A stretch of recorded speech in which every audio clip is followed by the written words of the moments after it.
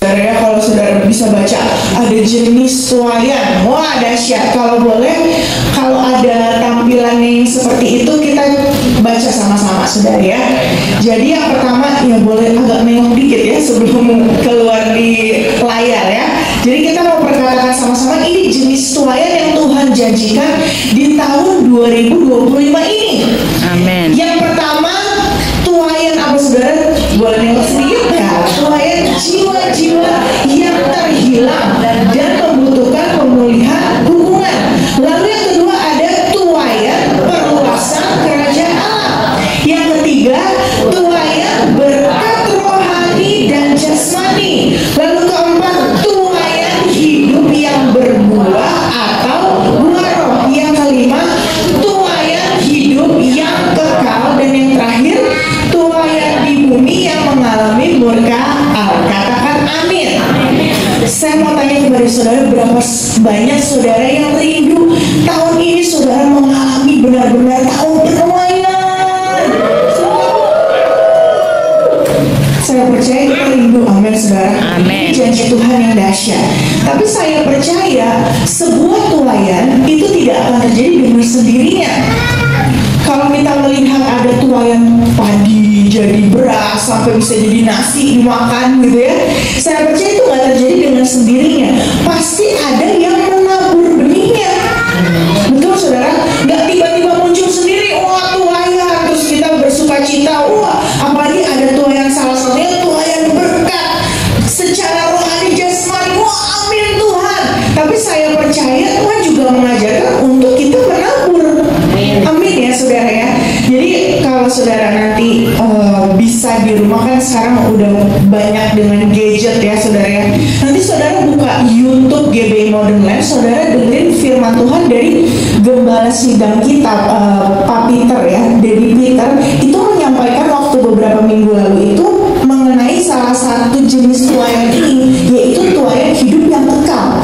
Dan menurut saya ini sangat luar biasa. Jadi Daddy itu bahas, buat saya sangat diberkati karena hari-hari ini untuk merasakan menjadikan tuayan hidup yang kekal ini nantinya itu ternyata harus kita tabur dari sekarang saudara.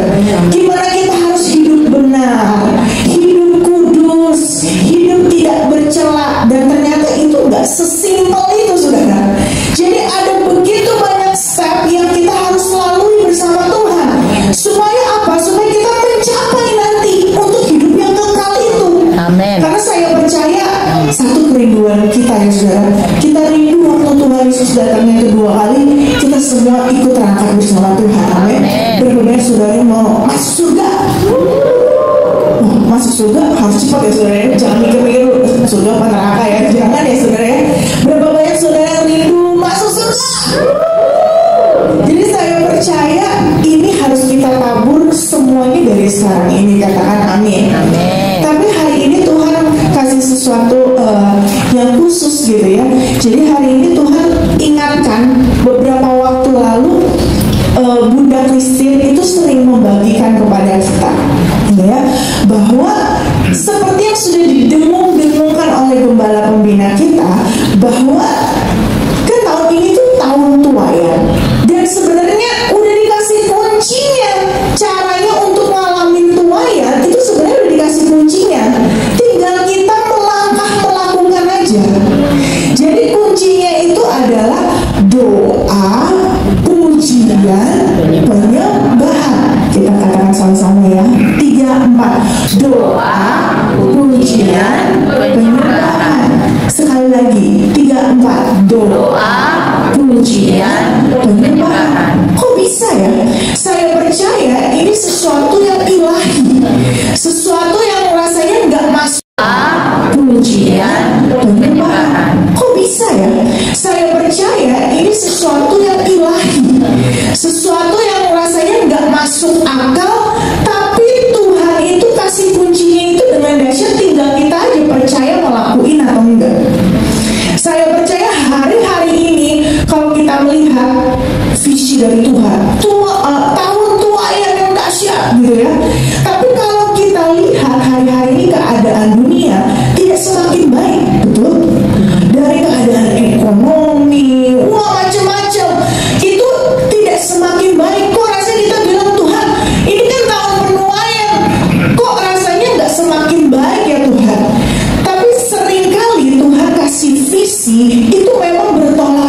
dengan keadaan yang terjadi.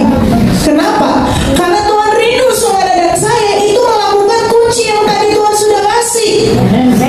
Tuhan merindukan hari-hari ini kita bergantung sama Tuhan, kita percaya, yes Tuhan, saya mau lakukan, Tuhan udah kasih kuncinya, saya mau lakukan, gak pakai akal kita, yaitu lewat doa, pujian, dan penyembahan. Katakan amin. Jadi saya kalau kita berbicara hari ini gitu ya, apa sih sebenarnya spesialnya doa, pujian, penyembahan? Oh, kita udah lakukan mungkin tiap minggu ya di tempat ini doa, pujian, penyembahan. Mungkin sering dibahas, mungkin itu menjadi yang kita perkatakan setiap minggu tadi DNA kita. Oh, itu udah berbicara tentang doa, pujian, penyembahan. Tapi saya rindu ada 3 hal yang Tuhan taruh hari ini gitu ya. Apa sih korelasinya doa, pujian, penyembahan dan tuayan gitu? Jadi yang pertama, doa, pujian, dan penyembahan itu berarti kasih kita kepada Tuhan. Amin. Betul saudara? Itu menandakan kasih kita kepada Tuhan. Dan penyembahan itu artinya bahasa kasih kita sama Tuhan. Waktu kita mengasihi Tuhan, kita mencintai Tuhan, kita akan suka doa, muji, nyembah Tuhan. Amin. Kita akan rasanya tuh kalau doa, muji, nyembah Tuhan itu sesuatu yang kita tunggu-tunggu. Kalau kita mengasihi Tuhan.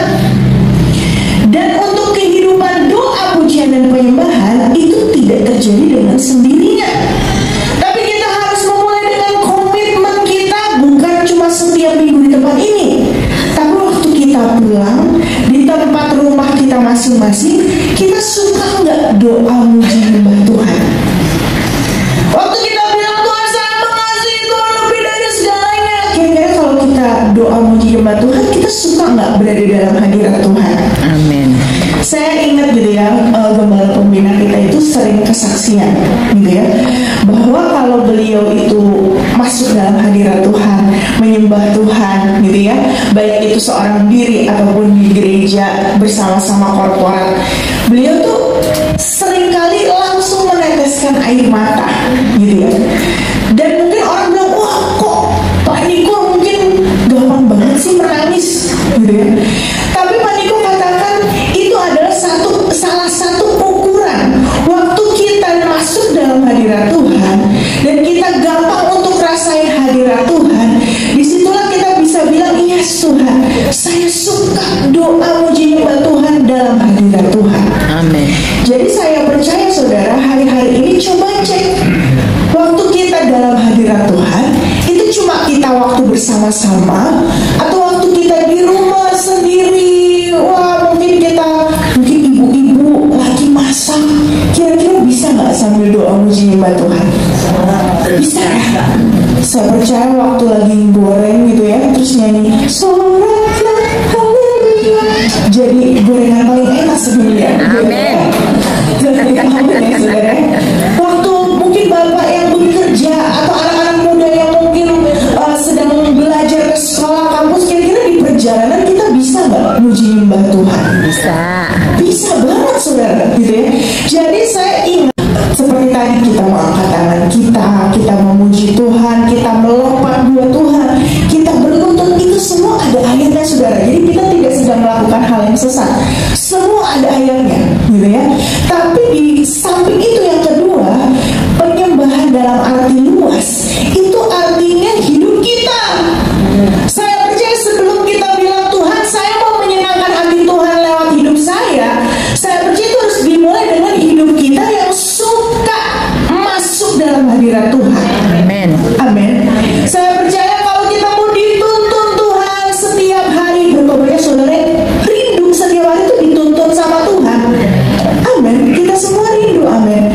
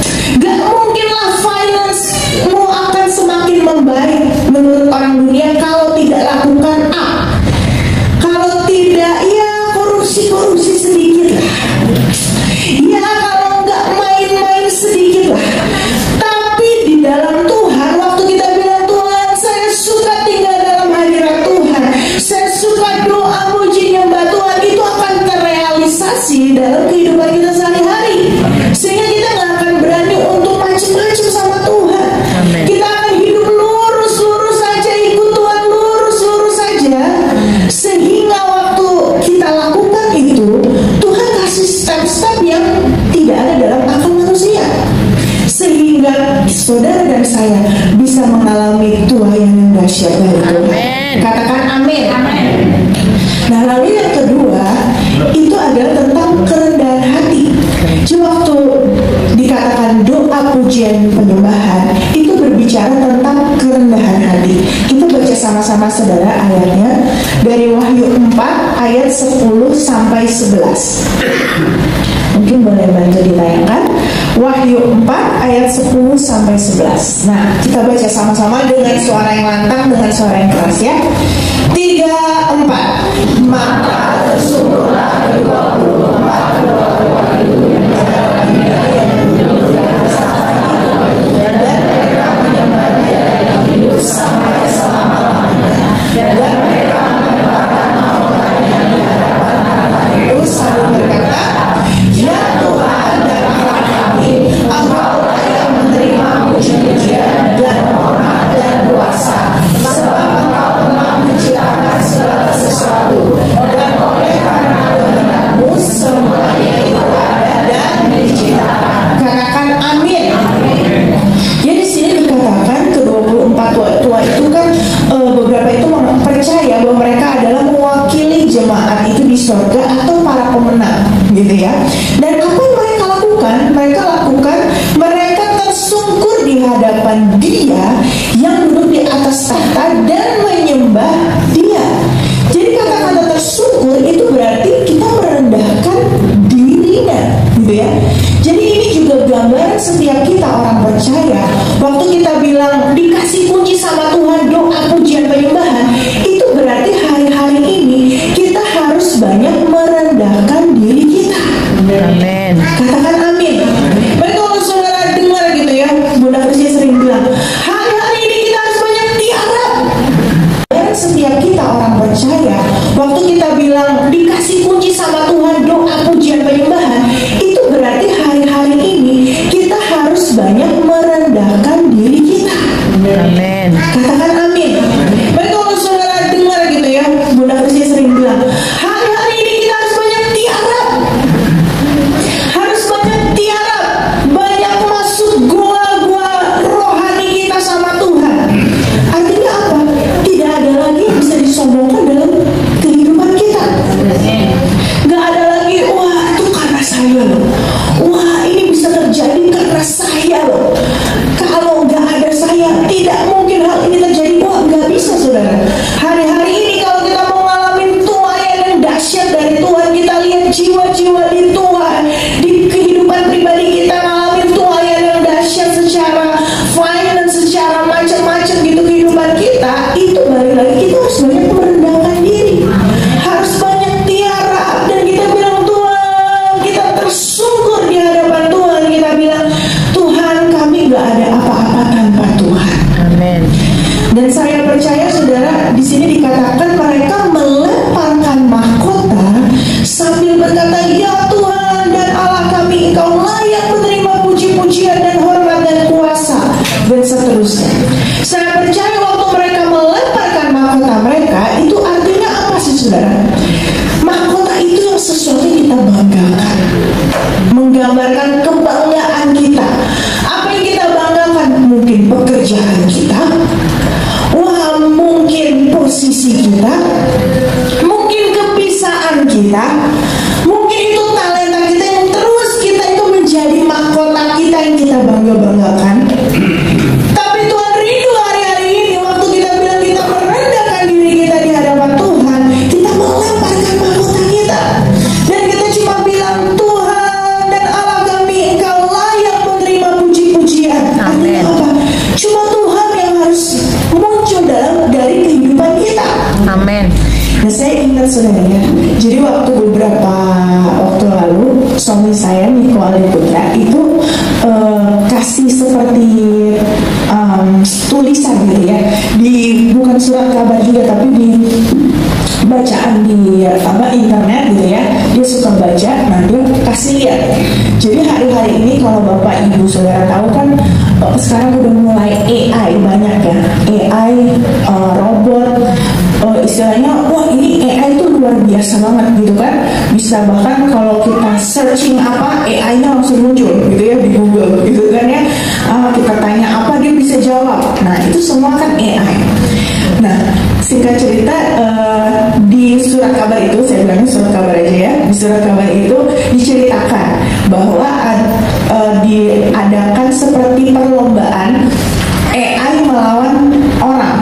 Jadi otaknya AI sama otaknya manusia gitu ya. Tapi saya lupa nama, seperti cabang olahraga, seperti catur gitu ya, tapi bukan catur. Salah satunya itu di Korea. Nah, yang ini yang pemenang seluruh dunia cabang olahraganya ini gitu ya, itu tuh pemenang bertahannya, juara bertahannya itu dari Korea ini gitu ya. Jadi pas waktu dipertandingkan itu, seluruh Korea mungkin bahkan seluruh dunia itu melihat gitu ya, yang mengerti cabang olahraga ini melihat kira-kira otaknya AI sama otaknya manusia yang juara bertahan lagi ya, ini kira-kira menangan siapa nih gitu ya. Nah waktu itu diadu, kira-kira menurut saudara siapa yang menang? Siapa yang menang saudara? AI. Ada yang bilang orangnya yang menang gitu nggak? Nggak ada. Jadi betul saudara, pas dipertandingkan yang menang itu AI. Loh, kalau dipikir-pikir saudara ya, sah otaknya itu berpuluh-puluh tahun. Betul ya saudara?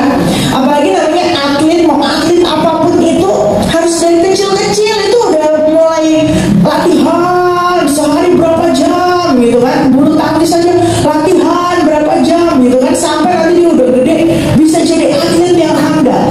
Ini juga seperti itu, dari kecil mungkin udah berputar di situ berpuluh-puluh tahun sehingga menjadikan manusia ini jadi juara bertahan. Tapi dikalahkan oleh AI yang diciptakan manusia hanya dalam kurun waktu sekitar 2-3 tahun belakangan. Kalah saudara gitu ya. Jadi sebenarnya saya mau menyampaikan apa sih saudara? Sebenarnya kita sebagai manusia, apa sih yang mau kita andalkan kalau bukan Tuhan? Kita mau andalkan apa? Kepintaran kita, kebisaan kita. Saya selalu bilang gitu ya, sejago apapun kita, sebagus apapun diri kita, tanpa Tuhan kita itu bisa digantikan. Jadi hari-hari ini tidak ada yang bisa kita andalkan selain Tuhan. Kalau hari ini kita masih bisa hidup, kita masih bisa bekerja dalam tuntunan Tuhan, kita masih bisa melayani Tuhan, itu semua karena Tuhan. Karena Tuhan. Oleh karena itu biar hari-hari ini kita banyak merendahkan diri kita, dan kita bilang Tuhan, saya gak bisa apa-apa tanpa Tuhan. Dan seringkali Tuhan itu memaksa saudara dan saya untuk merendahkan diri. Lewat apa? Proses. Kira-kira proses itu enak atau gak enak saudara? Enak apa gak enak? Gak enak ya saudara ya. Diproses, waduh Tuhan sakit Tuhan, waduh Tuhan banyak nangis sama Tuhan. Kenapa Tuhan saya bisa merasakan ini? Kenapa Tuhan ABC dan sebagainya. Tapi percayalah, waktu kita mengalami proses itu membuat kita supaya makin tiara, sampai di satu titik kita bisa bilang sama Tuhan, Tuhan saya cuma bergantung sama Tuhan. Mungkin kita seringkali bilang, Tuhan saya bergantung sama Tuhan dong, saya bergantung sama Tuhan. Tapi Tuhan yang tahu kadarnya seberapa kita bergantung sama Tuhan. Oh ternyata masih ada 10% nih mengandalkan orang lain. Oh ternyata masih ada nih 5% mungkin menurut Tuhan gak sepenuhnya mengandalkan aku, kata Tuhan. Sehingga Tuhan buat kita diproses sampai rasanya benar-benar gak ada yang bisa kita pegang selain Tuhan. Amin. Saya nggak tahu keadaan saudara hari ini seperti apa. Mungkin di antara saudara yang mengalami proses yang begitu berat, saya coba katakan bertahan.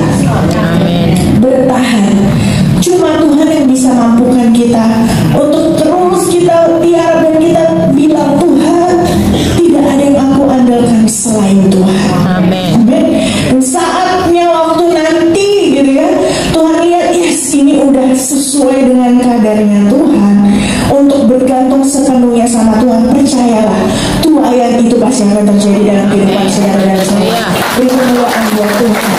Amin. Dan yang terakhir, doa pujian dan penyembahan itu berarti tentang pengucapan syukur.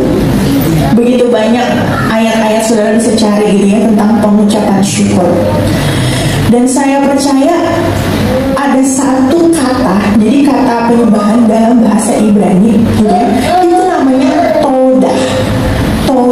Todah itu artinya pernyataan pujian sebagai tanda kita setuju dan mengaminkan apa yang telah Tuhan perbuat atau yang akan diperbuatnya.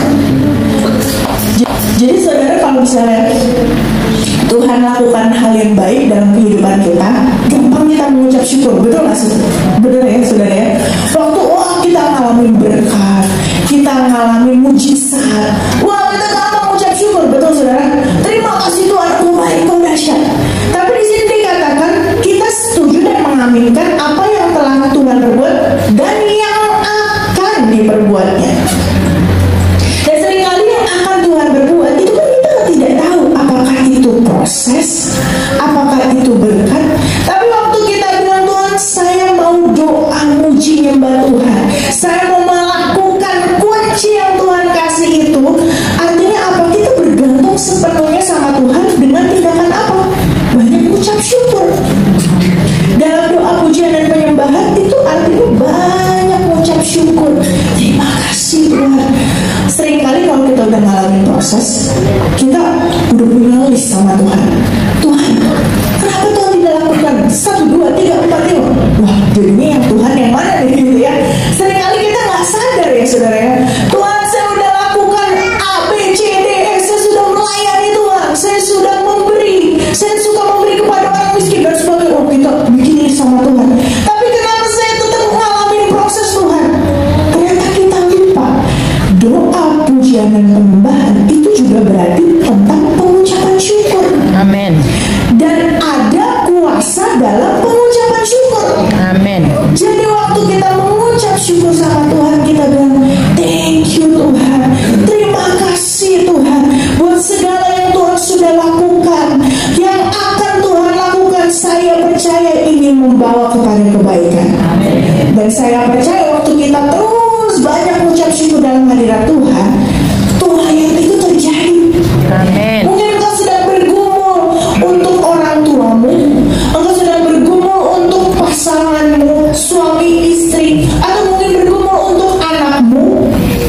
Dan engkau bilang, Tuhan saya rindu keluarga saya mengenal Tuhan. Rasanya saya sudah lakukan banyak hal, saya sudah nginjilin Tuhan, saya sudah ajakin, tapi kok gak tembus-tembus ya Tuhan. Saya percaya terakhir kita bilang, Tuhan thank you. Tuhan thank you, dengan adanya ini aku jadi makin dekat sama Tuhan. Amin. Jadi makin berharap sama Tuhan. Dan aku percaya dan aku berdoa, waktu aku mengucap syukur, Engkau sedang melawat anakku. Amin. Engkau sedang melawat suami istriku. Engkau sedang melawat orang tuaku. Dan saya percaya tahun penuaian itu menjadi bagian saudara dan saya. Amin. Katakan amin. Oleh karena itu saudara, biar hari-hari ini kita coba cek yuk kehidupan kita. Adakah kita punya kasih yang membara sama Tuhan? Adakah kita mau membuat diri kita ini rendah di hadapan Tuhan? Dan mau gak kita banyak mengucap syukur? Supaya apa? Supaya jenis layan itu tidak hanya cuma di print dan ditempel, tapi saudara dan saya itu juga mengalami janji Tuhan. Amin. Saya percaya yuk kita mau tundukkan kepala kita sama-sama.